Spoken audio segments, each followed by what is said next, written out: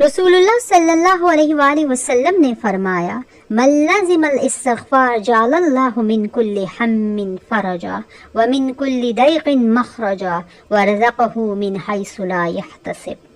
जो इस्तिग़फ़ार को लाजिम पकड़ता है, अल्लाह ताला उसे वहाँ से रिज़्क़ अता फरमाता है जहाँ से उसका गुमान भी ना हो। दूसरी जगह इरशाद फरमाया, मल अक्सरल इस्तिग़फ़ार, जो कसरत से इस्तिग़फ़ार पढ़ता है इसकी बख्शिश होगी क़यामत के दिन और इनामात से भी इसको अल्लाह ताला नवाजेंगे। बिस्मिल्लाहिर्रहमानिर्रहीम। अस्सलामु अलैकुम। आपसे आज मैं गुजारिश करूंगी, सिर्फ एक कलमे को आप अपनी जिंदगी में यूं मजबूती से थाम लीजिए और इसके ऊपर अपना यकीन ऐसे कामिल और पुख्ता कर लीजिए कि कभी भी जिंदगी के किसी भी हिस्से में ये आपसे छूटना नहीं चाहिए।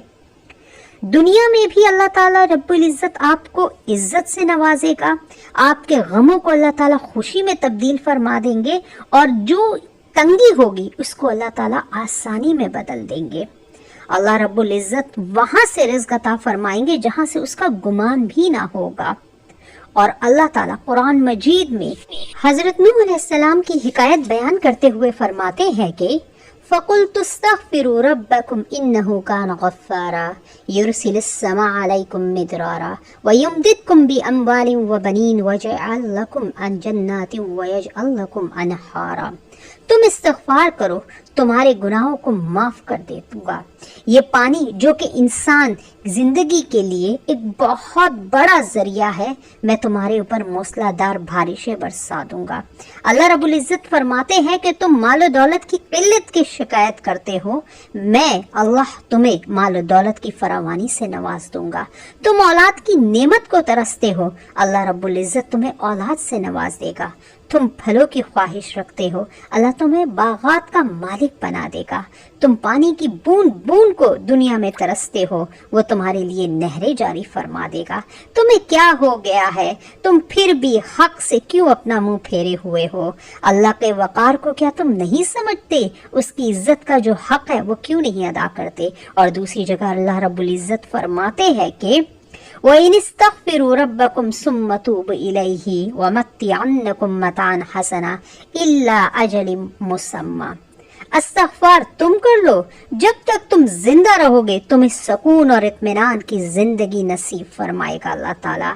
एक और जगह अल्लाह ताला इरशाद फरमाते हैं, वया कौम इस्तग़फ़िरू रब्बकुम सुम्मा तूबू इलैहि युरसिलिस समाउ मिदरारा व यज़िदकुम कुव्वतन इल्ला कुव्वतिकुम वला ततवल्ला मुजरिमीन।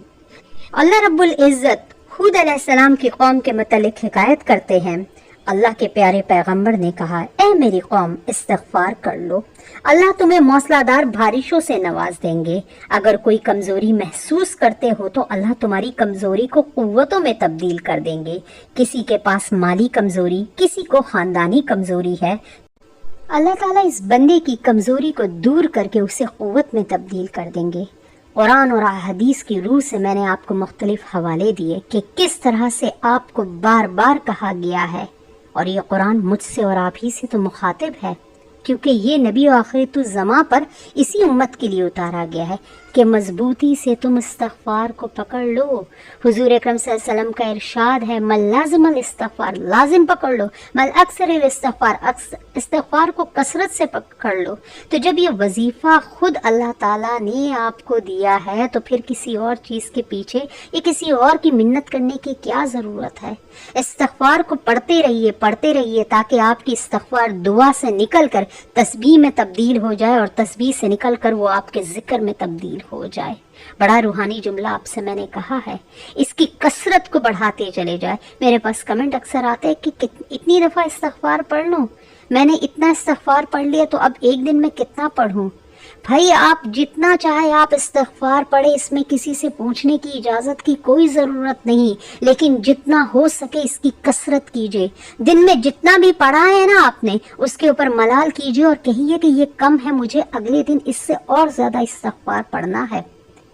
یہ استغفار ہی وہ چیز ہے جو کہ اندر سے آپ کو روحانی طور پر اتنا مضبوط بنا دے گی نا. جو لوگ اکثر اپنا رونا روتے رہتے ہیں نا کہ یار میری دعا قبول نہیں ہوتی, میں کب سے اللہ تعالیٰ سے دعائیں مانگ رہا ہوں, اللہ تعالیٰ مجھے دے نہیں رہا, اللہ تعالیٰ میری وہ ضرورت پوری نہیں کر رہا. آپ نے کبھی سوچا ہے کہ دعا تو اللہ تعالیٰ نے آپ کی کب کی قبول کر لی ہے, وہ چیز میرے اور آپ کے حق میں بہتر نہیں, اللہ تعالیٰ نے وہ ہم سے دور کر دی ہے, اور کچھ ہی دنوں بعد ہمیں یہ بات صاف اور واضح طور پر نظر آ جائے گی کہ اللہ تعالیٰ نے اس کا بہترین نعم البدل مجھے اور آپ کو عطا فرمایا ہے. کیونکہ اگر اللہ تعالیٰ سے دعا نہ مانگی جائے نا تو وہ تو ناراض ہو جاتے ہیں, اللہ تعالیٰ تو غصہ کر جاتے ہیں. اللہ تعالیٰ تو کہتے ہیں کہ مجھ سے مانگو, جتنا مانگا ہے مجھ سے مانگو, چاہے تمہارے جوتے کا تسمہ ہی کیوں نہ ہو, آٹے کا نمک ہی کیوں نہ ختم ہو گیا ہو, مجھ سے مانگو تو میں تمہیں عطا کروں گا. تو اس سے مانگو, لیکن کبھی بھی دل میں یہ بات مت لائیے گا کہ اللہ تعالیٰ میری نہیں سن رہا, اللہ تعالیٰ میری دعا نہیں قبول کر رہا.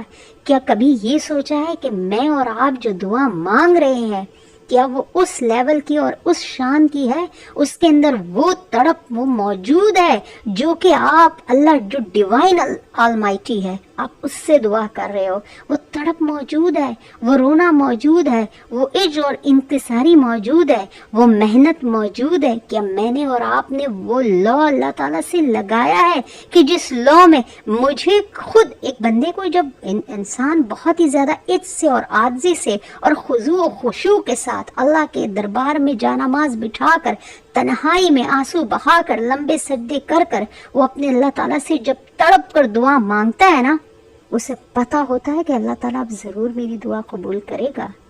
تو کیا وہ لیول میری اور آپ کی دعاؤں میں آیا ہے, یا صرف ہم یہی کہہ رہے ہیں اللہ تعالیٰ تو میرے رزق کو فراخ فرما دے, اللہ تعالیٰ میرے اولاد کو راہ ہدایت پر تو کر دے, اللہ تعالیٰ میرے والدین کو صحت عطا فرما دے. کبھی اس دعا کو ہم لوگوں نے اس لیول پر لایا ہے جس لیول پر اللہ تعالیٰ دعائیں قبول کرتا ہے؟ کیا وہ عجز موجود ہے؟ ذرا سا اس کے اندر تڑپ تو پیدا کیجئے نا.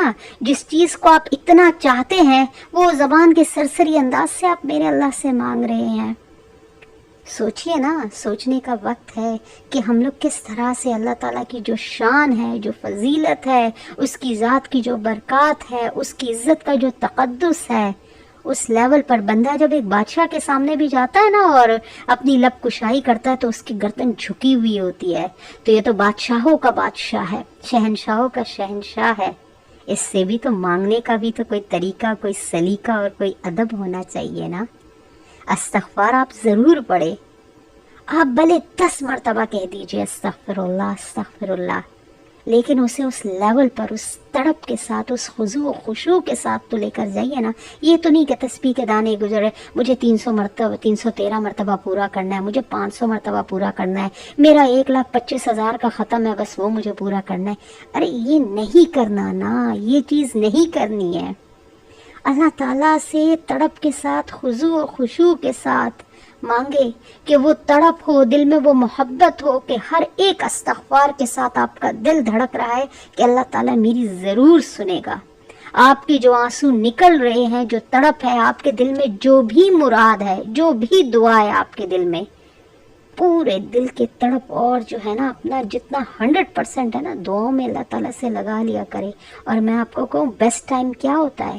جب تہجد رات کا وقت ہوتا ہے, اکیلے کمرے میں جائیے اور اپنے اللہ تعالیٰ سے گڑ گڑا کر, جب کوئی نہیں ہے, جب دنیا کا کوئی کام شیطان آپ کے ذہن میں نہیں لائے گا, کوئی بھی ایسی وجہ نہیں ہے جو کہ آپ کے اور آپ کے اللہ کے درمیان میں جو ہے نا وہ رکاوٹ بن سکے.